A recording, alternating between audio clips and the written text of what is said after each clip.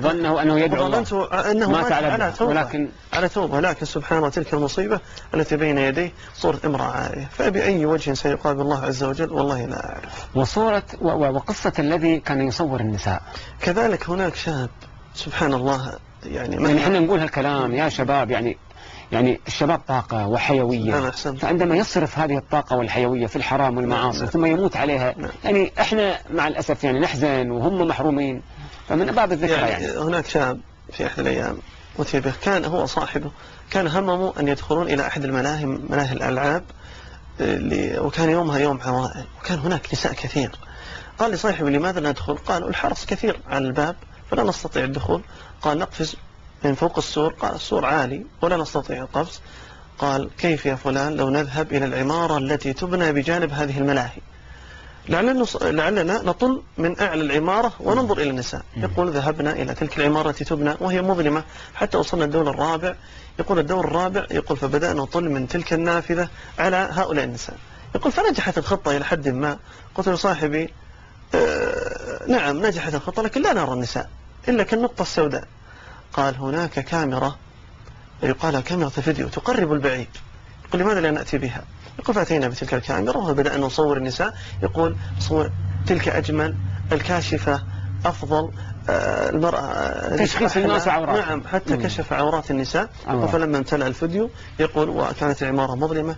يقول رجعت وإذ بي أسمع الصياح. يقول إذ بصاحبي سقط من أعلى الدور الرابع إلى الدور الأسفل. يقول فمات من ساعته. يقول فنقل، فوقفت عليه بنفسي في المغسلة نعم أتى إلي المغسلة ميتا، فنظرت إليه وذلك الشعر الذي يعلو رأسه حتى يصل إلى كتفيه. ولكن سبحان الله من شناعة الميتة أن هذا الشاب فسبحان الله فتحت بطنه وكأنك فتحتها بسكين من شناعة الميتة، لأنه سقط من أعلى. سبحان الله العظيم، وكأنه له موعد مع تلك اللحظة. ولكن والله لو علم أنه سيموت بتلك الميتة لما رفع رأسه من السجود. لكن سبحان الله يمكر ويمكر الله، يمكر الله. سبحان الله. قلت لي مرة عن قصة شاب 13 سنة. هذا الشاب قصته عجيبة.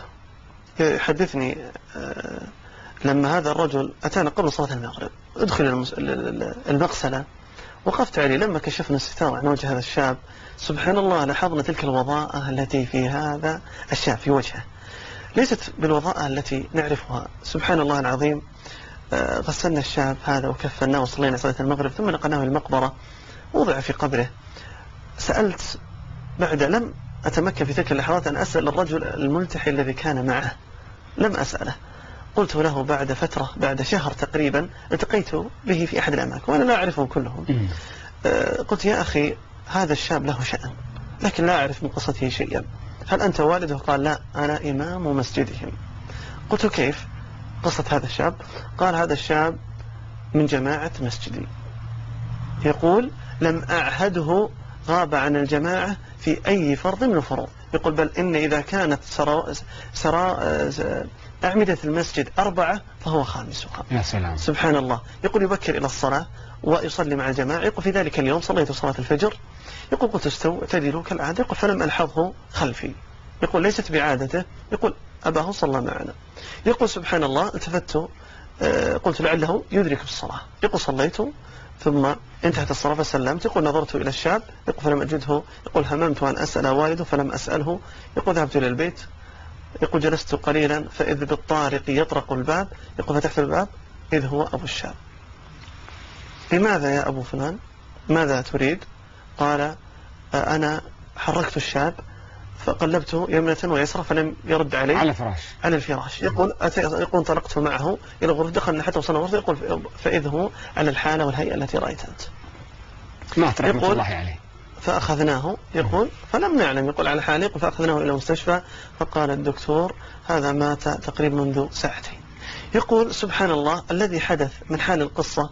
يقول قبل موته، أنا ودي قبل موته، لأنه يقول لي المخرج في فاصل نكمل قبل موته ماذا صار إن شاء الله بعد هذا الفاصل.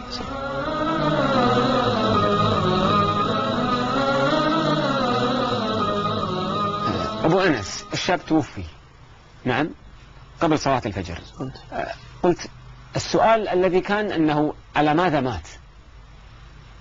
طبعا الشاب لما دخلوا عليه في الغرفة وذهب إلى المستشفى وثبت أنه مات، قال يقول قبل موته يقول دخل على أهله في البيت، يقول ليلة وفاته، يقول ليس بالوجه الذي عهدناه. طبعا الشاب يعلوه الدين وسمت الدين وأهله متدينين وبيت صلاح. يقول دخل إلى البيت، يقول سبحان الله، فبدأ يردد كلمات أنا أسعد إنسان في الدنيا، أنا سعيد. يقول لم يعهدوا عليه هذا الكلام، أول مرة يعني يقول أول مرة يتكلم بهذا الكلام. يقول سبحان الله العظيم، بدأ يرد هذه الكلمات حتى أن سبحان الله وقف عند أهله، فيقول حتى أتى وقت النوم فنام. يقول فلم يصبح عليه الصباح، يقول فمات على تلك الميتة. فيذكر عنه أحد المدرسين الذي ذكرت له القصة، قال هذا الشاب كان في المدرسة سبحان الله داعية بصمته. يقول سبحان الله يدرس في الصف الثاني متوسط تقريبا، لكنه يقول شاب يقول يعلوه ذكر الله عز وجل، يقول يعلوه الابتسامة والسمت، يقول كأنه أكبر من عقله وجسمه، عمر العقل سبحان الله العظيم. يقول وكأن هذا الشاب يدعو الناس بتصرفاته، سبحان الله العظيم. يقول حدث موقف بعد فترة من الزمن، يقول لما مات هذا الشاب رأت أمه وأباه وجدته كذلك نفس الرؤيا وتواترت في هذا الشاب بعد موته. رأوا فيه رؤيا، قالوا يا فلان، يقول رأوه في مكان يقول جميل وأخضر، يقول وعلى حلة طيبة وعليه تيجان. يقول فقالوا له يا فلان ماذا فعل بك الله؟ قال الله عز وجل رضي عني ورضي عن أبي وأمي وجدتي. يقول سبحان الله، يقول وأنا في الجنة وأنا في الجنة. سبحان الله، يقول انتهت الرؤيا على ذلك. فسبحان الله العظيم. يعني من النادر في عصر الشهوات وتوفر وسائل له أن تجد يعني شاب بهذا العقل. يقول الرسول صلى الله عليه وآله وسلم إن ربك يعجب للشاب ليست له صبوة. يعني هذا نضج مبكر. كثير من الناس يؤولون على كيفهم أن الميت الفلاني مات على الشكل الفلاني، مبتسم، عابس، مظلم، مشرق. هذه هل هي اجتهادات شخصية؟ هل يجوز للإنسان أن ينقل كل شيء؟ ألم يقل عليه الصلاة والسلام أو يأمر بأن الغاسل يجب أن يكون مؤتمنا؟ في الحقيقة أن كل ميت ربما سبحانه يظهر له شكل معين، لكن هذه سواد الوجه وبياضه وابتسامته وعدمها ورفع السبابة وعدمها كلها لا تدل على خواتيم حسنة أو سيئة، لكن يستأنس بها فقط، لكن ليست أدلة صريحة على موت. لرجل مثلا مات وكان وجهه أسود أو أزرق قريب من السواد، أنه فعلا مات على سوء خاتمة، ليس دليلا. ربما أنا أذكر قصة لرجل مات ساجدا في صلاة الفجر، رجل صالح. نعم رجل صالح مات ساجدا في صلاة الفجر، فكان فمات على حالة السجود، فكان وجهه أزرق قريب من السواد.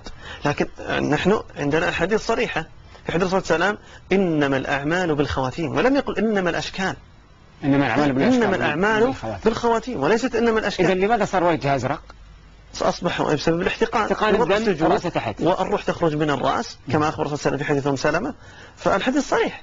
فسبحان الله، لكن الناس تتأول. كذلك علامة رفع السباب إذا رفعها وعدمه هذا ليس دليل على حسن الخاتمة، لكن العبرة بالأعمال، الموت بالأعمال. أنت ذكرت لي مرة أن في ناس يرفعون صبعين. نعم هذه حالات كثيرة. بعض الناس أن يرفع السبابة ربما نستأنس أنه رفع وتسبب وأنه تشهد، لكن المصيبة إذا كان يرفع السبابة الوسطى، هذه مصيبة. أنا كثير من الحالات أنظر إليها وأسأل عنها، أتفاجأ أن الرجل مات مدخنا.